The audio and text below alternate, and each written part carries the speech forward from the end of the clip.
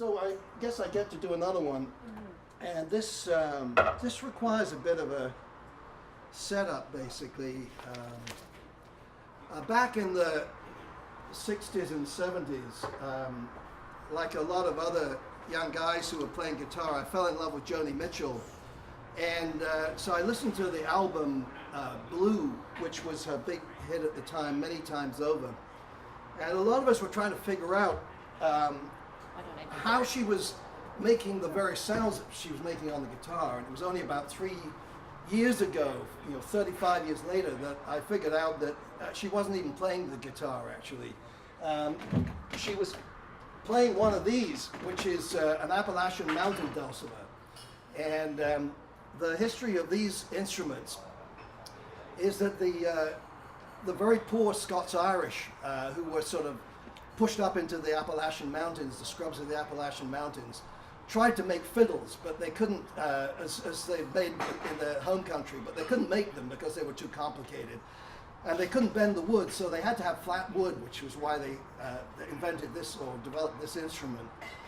And the Irish were happy because they thought it kind of looks a little bit like a fiddle. But the Scots were happy because actually what it sounds more like, and the theory of it more, is like the bagpipes, actually. And as I don't have my bagpipes with me today, I'm going to play the dulcimer instead. Does anyone here play the bagpipes? No? Oh, thank God for that. Anyway, this particular instrument was handmade in the Appalachians by a craftsman.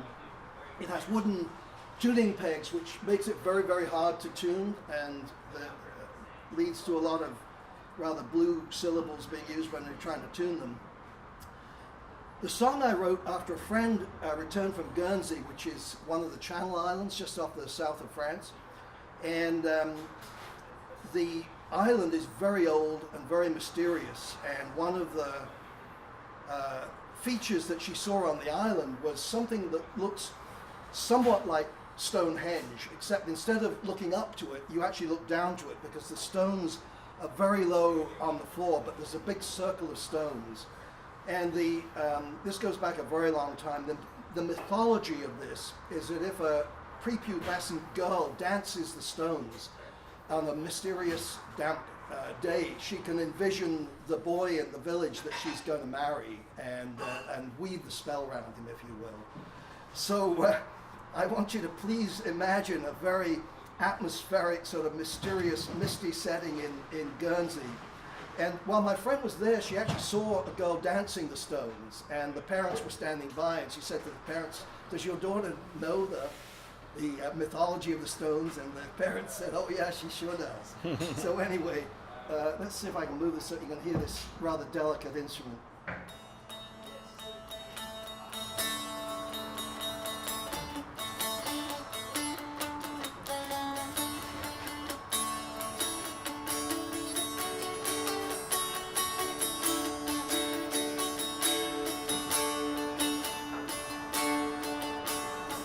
Skip around the broken circle, dance your dream between each stone. Hug the elves, embrace the goblins, spirit mist, you're not alone.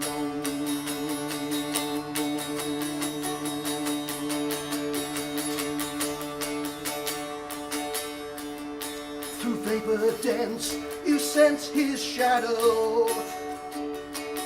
Use your charms, work your guile.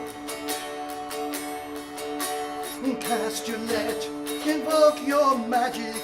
Your youth will last for such a short while.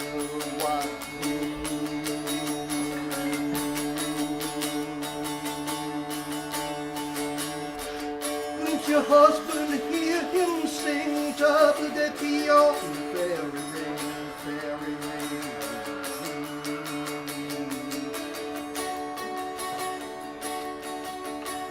Eerie veil of music echoes.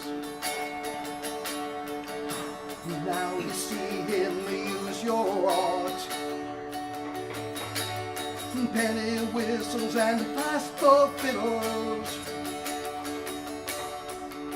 Oh, dancing deep inside your heart, your heart.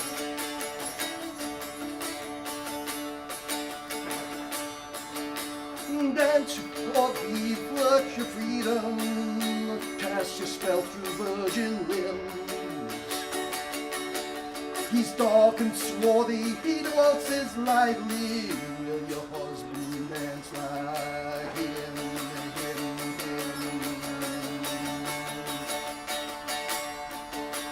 Glimpse your husband, hear him sing a table de pion, fairy ring, ring.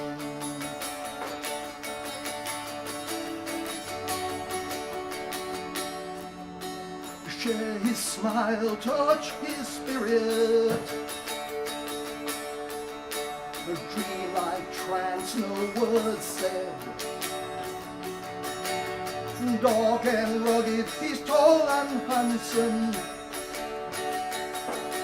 And he's the boy you're going to wed.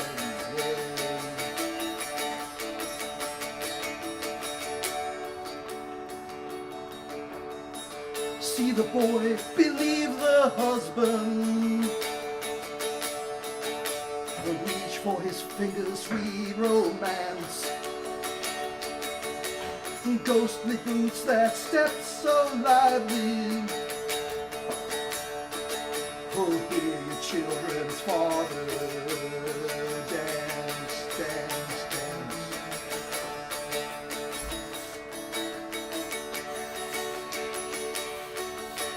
Glimpse your husband, hear him sing a table de pion, fairy ring, ring, ring, ring.